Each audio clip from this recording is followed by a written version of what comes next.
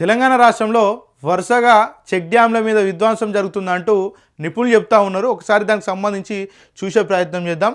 అడవి Somanpalli check dam పేల్చేశారంటూ నిన్న కొంతమంది నిజ నిర్ధారణ కమిటీ సభ్యులు అక్కడికి వెళ్ళడం జరిగింది, పరిశీలించడం జరిగింది. తదనంతరం వాళ్ళు ఒక స్టేట్మెంట్ ఇచ్చిర్రు. మరి ఇవన్నీ కూడా పేల్చివేస్తూ ఉన్నారంటూ కూడా చెప్తా ఉన్నారు. రాష్ట్రంలో వరుసగా చెక్ డ్యాంల విధ్వంసం అంటూ కూడా చెప్తున్నటువంటి పరిస్థితి కనబడతా ఉంది. నెల రోజుల్లోనే 2 సంఘటనలు జరిగినట్టు కూడా మనం చూస్తూ ఉన్నాం. ఒకటి ఏదైతే భూపాల్పల్లి జిల్లాలో అడవి సోమన్పల్లికి సంబంధించినటువంటి చెక్ డ్యాం పేల్చివేశారంటూ చెప్తా ఉన్నారు. మరోపక్క చూసుకుంటే ఇటీవల కాలంలో కరీంనగర్ జిల్లాలో తనుగుల గ్రామంలో కూడా ఒక చెక్ డ్యాం పేల్చివేశారంటూ కూడా చెప్తా ఉన్నారు. ఇక విధ్వంసం విద్రోహమే ప్రభుత్వం ఎజెండాగా కనిపిస్తుందంటూ కూడా చెప్తున్నటువంటి పరిస్థితి. చెక్ డ్యాంల కూల్చివేత వెనుక భారీ కుట్ర ఉందంటూ కూడా చెప్తా ఉన్నారు. ప్రభుత్వాల పెద్దల సహకారంతో జరుగుతున్నాయనే అనుమానం వ్యక్తం చేస్తున్నట్టు కనబడతా ఉంది.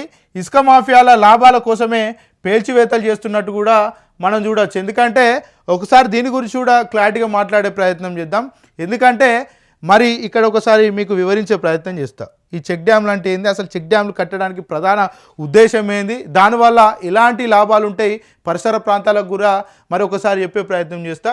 ఒకసారి చూడవచ్చు. ఇది మనం ఒక మానేరు వాగు అనుకుందాం. ఈ మానేరు వాగు ఒక వాగు ప్రవాహం. ఇదంతా కూడా వాగుకు సంబంధించినటువంటి ప్రవాహం.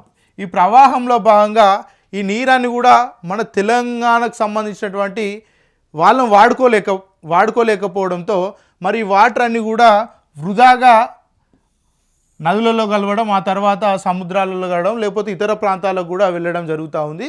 సో ఇక్కడ ఉన్నటువంటి ప్రజలం మన దగ్గర నుంచి వెళ్తున్నటువంటి జలాలను వాడుకోవట్లేకపోతున్నామనే ఉద్దేశంతో ఆ రోజు ఉన్నటువంటి ప్రభుత్వం, బీఆర్ఎస్ ప్రభుత్వం ఏం చేసిందంటే కొన్ని ప్రాంతాల్లో చెక్ డ్యాంలు అనేది నిర్మించింది.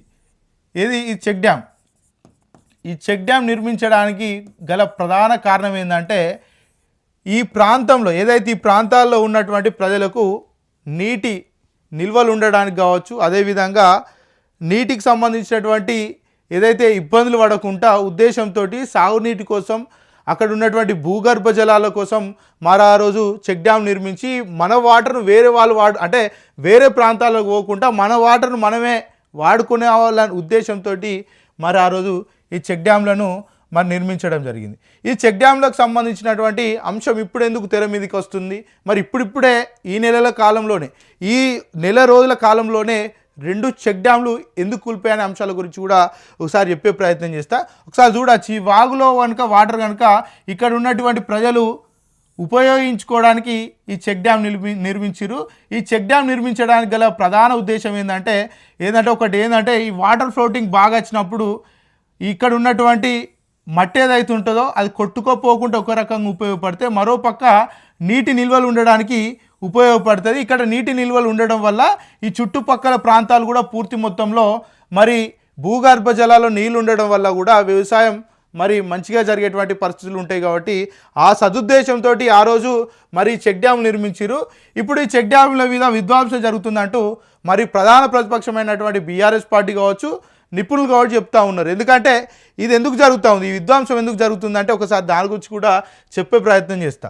ఇప్పుడు ఈ చెక్ డ్యామ్లు ఉండడం వల్ల ఇక్కడ ఏదైతే ఇసుక మాఫియా ఉంటుందో ఇసుక మాఫియాకు పెద్ద ఎత్తున ఇబ్బంది కలుగుతూ ఉందట. ఇబ్బంది ఎందుకు వస్తూ ఉందంటే ఇక్కడ ఈ చెక్ డ్యామ్ ఉండడం వల్ల ఇదంతా కూడా నీరు ఉంటుంది, ఈ నీటి నిల్వ ఉంటుంది. ఈ నీటి నిల్వ ఉండడం వల్ల ఎక్కడ కూడా ఇసుక ఉండట్లేదు. ఇదంతా కూడా మొత్తం కూడా నీటితో నిండిపోయి ఇసుక దొరకడం లేదు. ఇసుక తీయాలంటే ఇబ్బందికరమైనటువంటి పరిస్థితి ఉంటాయి. సో వీళ్ళు ఏదైతే ఇసుక మాఫియా ఏం చేసిరంటే ఇక్కడ ఉన్నటువంటి చెక్ డ్యామ్ కూలగొట్టే ప్రయత్నం చేసిరంటూ కూడా కొంతమంది చెప్తా ఉన్నారు. నేను అనేది కాదు, వాళ్ళు నిజ నిర్ధారణ కమిటీ సభ్యులు చెప్తా ఉన్నారు.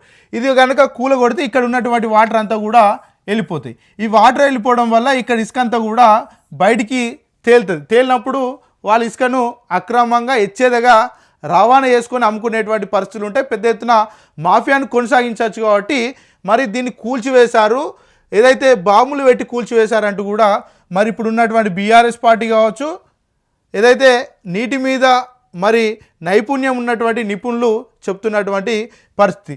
ఈ చెక్ డ్యామ్లు కూల్చడం వల్ల ఇంకొక ప్రధాన ఉద్దేశం కాంగ్రెస్ పార్టీకి ఉందంటూ కూడా చెప్తా ఉన్నారు. ఆ ఉద్దేశం ఏంటంటే ఒకసారి దాని గురించి కూడా చెప్పే ప్రయత్నం చేస్తా. ఇప్పుడు ఈ పోలవరం ప్రాజెక్టు, ఈ పోలవరం ప్రాజెక్ట్ అనేది అందరికి తెలిసిన విషయమే. 2027 సంవత్సరం కల్లా దీన్ని పూర్తి చేస్తామని చెప్తా ఉన్నారు. ఏది పోలవరం ప్రాజెక్టు పూర్తి చేస్తామని చెప్తా ఉన్నారు. ఇది పూర్తి అయ్యేసరికి ఈ పోలవరం ప్రాజెక్టులో నీళ్లు అనుకున్నంత మొత్తంలో ఉండవంటూ కూడా కొంతమంది నిపుణులు చెప్తా ఉన్నారు. ఒకవేళ కనుక తెలంగాణలో ఉన్నటువంటి ఏదైతే చెక్ డ్యాములు కావచ్చు, లేకపోతే కాళేశ్వరం లాంటి ప్రాజెక్టులు కావచ్చు కూల్చివేస్తే ఇక్కడ ఉన్నటువంటి నీరంతా మరి ఆంధ్రాకు వెళ్ళేటువంటి పరిస్థితులు ఉంటాయి. ఆ వెళ్ళినప్పుడు ఆటోమేటిక్ ఏమవుతుంది, ఈ పోలవరం ప్రాజెక్ట్ అంతా కూడా నిండేటువంటి పరిస్థితులు ఉంటాయి. సో ఈ రకంగా జలదోపిడీ జరుగుతున్నట్టు కొంతమంది మరి నిపుణులు చెప్తున్నటువంటి పరిస్థితులు స్పష్టంగా కనబడతా ఉన్నాయి. సో విధ్వంసం దీని మీద చేస్తూ ఉన్నారు, విద్రోహం చేస్తూ ఉన్నారు. గతంలో ఉమ్మడి పాలనలో మనకు నీటి దోపిడీ ఎలా జరిగిందో ఇప్పుడు కూడా అలానే జరగబోతుందంటూ కూడా మరి చాలామంది మేధావులు కూడా ఇప్పటికే అనేక సందర్భాల్లో కూడా ప్రెస్ మీట్ పెట్టి చెప్పినటువంటి పరిస్థితి కనబడతా ఉంది. ఏదైతే ఇక్కడ మనం ఇంకొకసారి చెప్పే ప్రయత్నం చేద్దాం, ఒకసారి చూద్దాం. ఈ మధ్య కాలంలో కరీంనగర్ జిల్లాకు సంబంధించి, ఉమ్మడి కరీంనగర్ జిల్లాకు సంబంధించినటువంటి ఏదైతే తనువుల గ్రామంలో ఉన్నటువంటి చెక్ డ్యామ్ ఈ మధ్య కాలంలో మరి కూలిపోయినటువంటి పరిస్థితి చూసినాం. అంటే అక్కడ ఉన్నటువంటి వాళ్ళు కాంగ్రెస్ లీడర్లు ఏమని చెప్తా ఉన్నారు, నైపుణ్యత లేకపోవడం వల్లనే, దాన్ని మంచిగా కట్టకపోవడం వల్లనే అది కుంగిపోయిందని చెప్తా ఉన్నారు. మరి అక్కడ ఉన్నటువంటి ప్రజలు ఏం చెప్తా ఉన్నారు, మాకు పెద్ద శబ్దం వినబడింది, ఇది ఇన్ని రోజులు మంచిగానే ఉన్నది, గతంలో వచ్చినటువంటి వరదలను కూడా తట్టుకున్నది, ఇప్పుడు వరదలు లేవు, వర్షాలు లేవు, ఈ ఉన్న పాలంగా రాత్రికి రాత్రి ఎట్లా కూలిపోతుంది అంటూ కూడా అక్కడ ఉన్నటువంటి ప్రజలు కూడా తీవ్ర అనుమానాలు వ్యక్తం చేస్తూ ఉన్నారు. కేవలం కాంగ్రెస్ పార్టీ మాత్రమే దాన్ని తిప్పికొట్టే ప్రయత్నం చేస్తూ ఉన్నది. ఒక సామెత ఉంటుంది, అది గుమ్మడికాయల దొంగ ఎవరంటేనట భుజాలు తడుముకున్నారట. ఎవరు వేల్చిరంటే కాంగ్రెస్ పార్టీ బాగా ఇబ్బంది పడుతూ ఉంది. ఎందుకు ఇబ్బంది పడుతుందో అర్థం కాదు. వాళ్ళకేం సంబంధమో ఈ కూల్చివేతల మీద మరి అసలు అర్థం కానటువంటి పరిస్థితి. నిజంగానే మరి కాంగ్రెస్ పార్టీ ప్రమేయం లేకుంటే మరి ఎవరు కూల్చివేసిరు, మరి నిజంగానే కూలిపోయిందా అనే దాని మీద మరి తీవ్రంగా మరి అక్కడ విచారణ జరపాలి. కానీ విచారణ మాత్రం నామమాత్రంగానే వేసి ఇడిచిపెట్టినటువంటి పరిస్థితి. అధికారులు ఏం చెప్తా ఉన్నారు, గతంలో 2023 సంవత్సరంలో తటస్థంగా ఉంది, అంత పెద్ద ఎత్తున వరదలు వచ్చినా సుమారు 13,000 క్యూసెక్ల వాటర్ వచ్చినా కూడా తట్టుకున్నది. ఇప్పుడు వరద లేదు, ఏం లేదు, కేవలం నీటి నిల్వలు మాత్రమే ఉన్నాయి. ఈ నీటి నిల్వలు ఉన్న సమయంలో ఇది ఎట్లా కూలిపోతా అంటూ కూడా వాళ్ళ అనుమానం వ్యక్తం చేసి వాళ్ళే డైరెక్ట్గా వెళ్ళి పోలీస్ స్టేషన్లో కంప్లైంట్ చేసి కూల్చివేసారని మాకు అనుమానం ఉందంటూ వాళ్ళు కూడా వెళ్ళి స్వయంగా అధికారులే మరి కంప్లైంట్ చేసినా కూడా ఇప్పటి వరకు ప్రభుత్వం దాని మీద చర్యలు తీసుకున్నటువంటి పరిస్థితి ఎక్కడ కూడా కనబడలేదు. ఇరిగేషన్ శాఖ మంత్రి దీని మీద ఎక్కడ కూడా మాట్లాడినటువంటి పరిస్థితి కనబడలేదు. సో ఇక్కడ అర్థమయ్యేది ఏంటంటే ఇది ఒకటి కరీంనగర్ జిల్లాకు సంబంధించినటువంటి తనుగుల చెక్ డ్యామ్ ఈ మధ్య కాలంలో కూలిపోతే, ఇక ఇది జయశంకర్ భూపాల్పల్లి, ఈ భూపాలపల్లికి సంబంధించినటువంటి చెక్ డ్యామ్ ఏదైతే భూపాలపల్లిలో ఉన్నటువంటి అడవి సోమన్పల్లి, ఈ అడవి సోమన్పల్లిలో ఉన్నటువంటి ఏది చెక్ డ్యామ్ కూడా ఇక ఈ మధ్య కాలంలో అంటే నిన్న కూలిపోయింది. సో ఇక్కడ మనం అర్థం చేసుకోవచ్చు, ఈ కరీంనగర్ జిల్లాకు సంబంధించి ఇది కూడా గతంలో కరీంనగర్ జిల్లాలోనే ఉంటుండే. ఈ అడవి సోమన్పల్లి కూడా ఉమ్మడి కరీంనగర్ జిల్లాకు సంబంధించినటువంటి గ్రామమే. మరి ఇక్కడ మాత్రమే ఈ చెక్ డ్యామ్లు ఎందుకు కూలిపోతున్నాయి అంటూ కూడా తీవ్రంగా అనుమానాలు వ్యక్తం చేస్తూ ఉన్నారు. ఇక మనం చూడొచ్చు, కాంగ్రెస్ పార్టీ మొదటి నుంచి కూడా గత ప్రభుత్వం ప్రతిష్టాత్మకంగా ప్రజల కోసం ప్రజల ఉపయోగార్థం కట్టినటువంటి కట్టడాలు కూల్చివేస్తున్నట్టు కూడా తీవ్రంగా చర్చ నడుస్తూ ఉంది. ఈ నేపథ్యంలో మరి ఈ చెక్ డ్యామ్లు కూడా మరి కూల్చివేశారంటూ కూడా పెద్ద ఎత్తున వాదన వినిపిస్తూ ఉంది. అక్కడ ఉన్నటువంటి ప్రజలు కూడా మరి బాంబుల సౌండ్ వినబడ్డది, పెద్ద శబ్దం వినబడిందంటూ కూడా చెప్తా ఉన్నారు. కానీ ప్రభుత్వం ఇప్పటి వరకు నిమ్మకు నీరెత్తనట్లు కూడా వివరిస్తూ ఉంది. ఎందుకు దీని మీద అలసత్వంగా ప్రవర్తిస్తుందంటూ కూడా చాలామంది మేధావులు ప్రభుత్వం మీద మండిపడుతూ ఉన్నారు. ఇప్పటి వరకు దోషులను పట్టుకోలేదు, ఇంత పెద్ద విధ్వంసం జరిగినా ఇప్పటి వరకు దోషులను ఎందుకు పట్టుకోలేదంటూ కూడా మరి ప్రభుత్వాన్ని విమర్శిస్తూ ఉన్నారు. బాంబు పేల్చిర్రు అంటూ కూడా కొంతమంది చెప్తా ఉంటే, చుట్టుపక్కల ప్రజలు చెప్తా ఉంటే మరి దాని మీద ఎంక్వైరీ ఎందుకు చేయట్లేదు? నిజంగానే ఇంకా ముందు ఇంత పెద్ద ఎత్తున మరి ఈ పేల్చివేతలు జరిగేటువంటి అవకాశాలు ఉంటే ఒకసారి అర్థం చేసుకోవాలి. ఇక ఒక విషయం నేను చెప్పదలుచుకున్నాను ఏంటంటే, ఇక్కడ ఈ చెక్ డ్యామ్లు అంటే ఒకసారి అర్థం చేసుకోవాలి, ఈ చెక్ డ్యామ్లు వేస్తే నష్టం ఎవరికి? ప్రతిపక్షాలకు కాదు, అధికార పక్షాలకు కాదు, ప్రభుత్వానికి, ప్రజలకు నష్టం.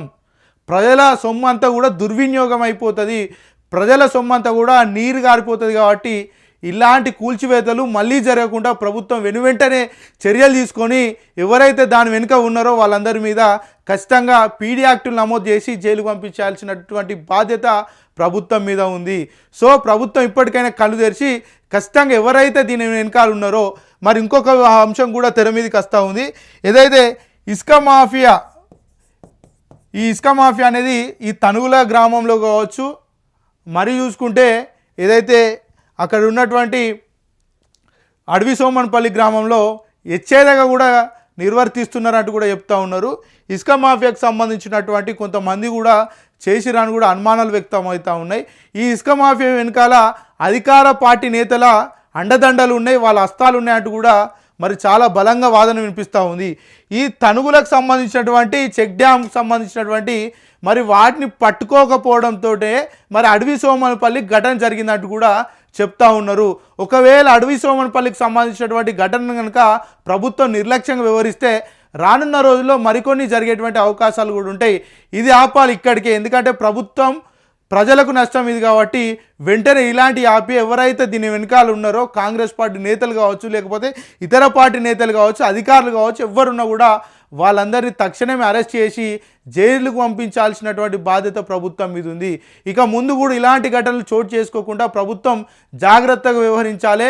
ఏదైతే చెక్ డ్యాములు కావచ్చు, ఆయకట్టలు కావచ్చు, లేకపోతే రిజర్వాయర్లు కావచ్చు, వాటన్నిటి వైపు ఖచ్చితంగా ప్రభుత్వం పోలీసులను గస్తీకి పంపించి చూడాల్సినటువంటి బాధ్యత ప్రభుత్వం మీద ఉంది. గంత పెద్ద ఎత్తున సుమారు ఏదంటే 13 లక్షల ఎకరాలకు మరి ఆంధ్రాకు నీరు అందాలనే ఉద్దేశంతో మరి ఇక్కడ ఇలాంటి చర్యలకు దిగజారుతున్నారంటూ కూడా అనుమానాలు వ్యక్తమవుతూ ఉన్నాయి. ఏదైతే మరి పోలవరం ప్రాజెక్టు నీళ్లు తరలించడానికే మరి ఇక్కడ ఉన్నటువంటి ప్రాజెక్టులను ధ్వంసం చేస్తున్నారంటూ కూడా చాలామంది ఆరోపణలు వ్యక్తం చేస్తూ ఉన్నారు. అదేవిధంగా మరి 12 లక్షల క్యూసెక్ల నీరు పోయినప్పుడు కూడా చెక్కు చెదరకుండా నిర్దిష్టంగా మరి ఉన్నటువంటి ఏదైతే మరి చెక్ డ్యామ్లు ఉన్నాయో వర్షాలు లేవు, వరదలు లేవు, ఏం లేవు. ఇప్పుడు కొట్టుకపోవడం పట్ల కూడా మరి అక్కడ ఉన్నటువంటి స్థానిక ప్రజలు కూడా అనుమానం వ్యక్తం చేస్తూ ఉన్నారు. ప్రభుత్వం ఇప్పటికైనా మరి ఆలోచించి మరి ముందు మీ పార్టీకి నష్టం జరగకుండా మరి ఇలాంటివి మళ్ళీ పునరావృతం కాకుండా చర్యలు తీసుకోవాల్సినటువంటి నైతిక బాధ్యత ప్రభుత్వం మీద ఉంది.